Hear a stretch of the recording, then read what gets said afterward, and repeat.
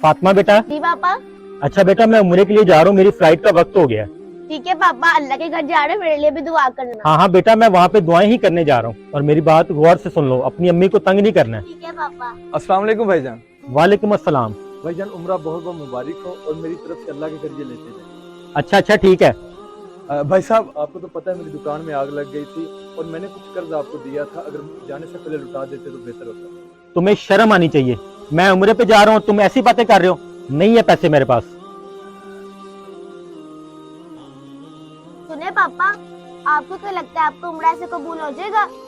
क्या मतलब है, कैसी बातें कर रही हो? पापा, हमारे इस्लाम में फर्ज है पहले कर्जदारों का कर्ज अदा करो, फिर उम्रे पे जाओ। जरूरतमंदों की जरूरत पूरी करो, फिर अल्लाह भी खुश होगा।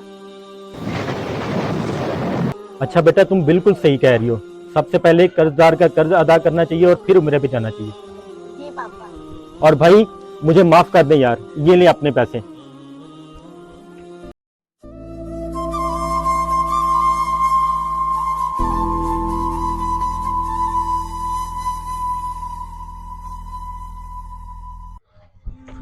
बिशारत भाई, अरे ये तो नमाज पढ़ रहा है, ऐसा करता हूँ इसका इंतजार कर लेता हूँ। बिशारत बेटा, मुझे पानी देना। अरे ये क्या, इसने तो नमाज तोड़ दी। अरे भाई ये क्या किया, सवाब कमाने की खातिर इतना बड़ा गुनाह कर दिया, नमाज बीच में छोड़ के चले गए।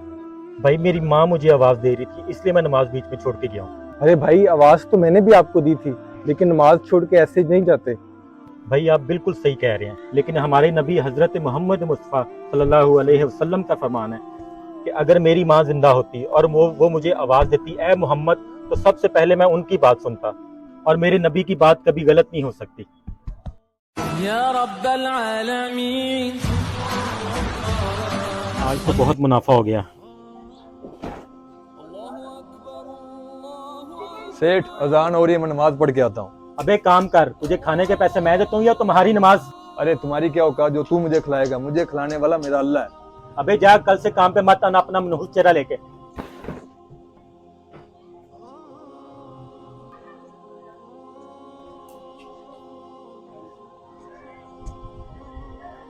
यार नमाज तो पढ़ ली, अब कोई काम भी नहीं है, ऐसा करता हूँ घर चला जाता हूँ। हाँ सेठ। अबे आजा यार, कल तू नहीं था तो मेरे साथ ऐसा हो गया।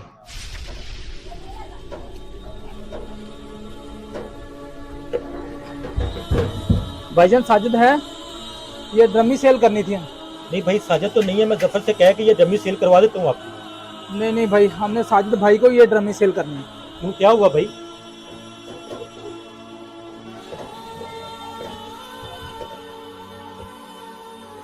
ठीक है सेठ, मैं आ रहा हूँ।